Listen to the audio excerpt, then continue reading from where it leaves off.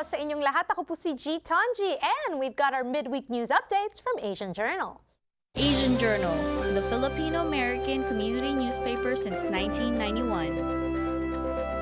Siyempre, kasama natin si Annie Nepomuceno, ang ating Los Angeles correspondent. And now, Annie, let's start with the news. Yes, here's the news from Asian Journal. Across the nation, gas prices are on a downward drift. However, in California, prices are rapidly shooting up and drivers are angry. Analysts predicted that prices will peak at $4 a gallon for regular gas before California drivers, who pay nearly 70 cents more than the national average, will get a break. According to a bi-weekly survey conducted by Lundberg, prices rose another 13 cents in Southern California over the past weekend. The average price in the greater Los Angeles area as of Monday, July 13, went up to $4.05 a gallon, up from $3.92.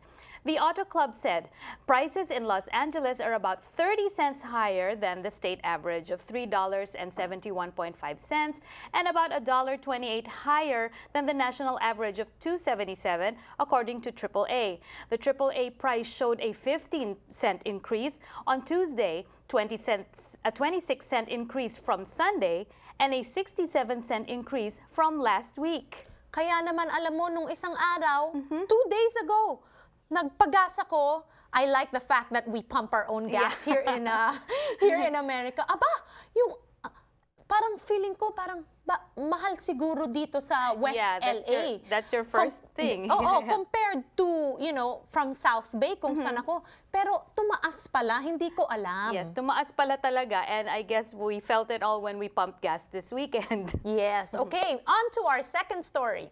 Yes, the Philippines and the United States have entered into a reciprocal intergovernmental agreement meant to help curtail offshore tax evasion and avoidance.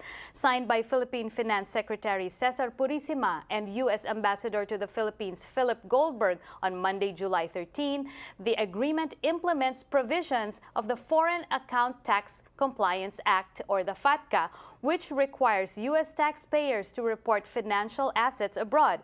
The recent agreement introduces the automatic reporting of accounts held by Americans in Philippine financial institutions to the Bureau of International Revenue, or the BIR, which will then provide the information to the Internal Revenue Service, or the IRS, in the U.S.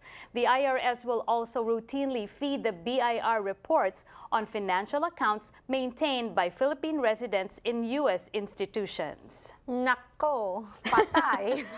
That's interesting. Oo, di ba?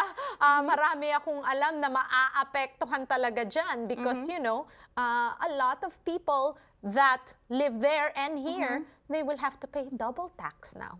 Yes, exactly. And I think it's a little different for me. For example, like I used to live in the Philippines, but I was an American citizen, so I had to report my global income anyway. So I guess for people like me, kala mo naman daming pera, but I do have to report in one place. So they have to know all the goings on. Right. Well, galit pa rin ang mga Pilipino dahil yung mga tax, yung binabayaran nila sa Pilipinas, saan na pupunta? Yes, tama rin yun. Diba? So, hopefully there's more accountability in the Philippine government and hindi na nga makakatakas ang mga nagta-tax evade. Yeah. Okay, on to our last story. Yes, the human remains of a then 38-year-old woman from National City, California have been identified 23 years after her disappearance, police on Thursday, July 7 said. Jovita Collazo was reported missing to authorities on May 2, 1992 and was since presumed slain because her remains were never found. Collazo was last seen at her apartment on May 1, 1992. She had left the apartment of her husband, Michael Collazo, whom she was separated from at the time but had plans to resume the relationship, to briefly go to her own place, but never returned, according to the San Diego Union Tribune. Police suspected her then-boyfriend Michael Richardson was responsible, but he was never charged because there was no direct evidence. However, he pled guilty and was sentenced to jail for Collazo's murder in 2013 based on circumstantial evidence, along with the murders of his wife Tao, who was 39 at the time, and mother-in-law Pan Lai. He was sentenced to 6 consecutive life terms in prison with no chance for parole. Parang teleserye ito, ano? Pero nahanap ang katawan na missing all these years. All these years. And, you know, sometimes it's the closest ones to you that who are suspected, and unfortunately, sometimes they are the ones who do it. They did say that they don't know why. He did not say why he did it.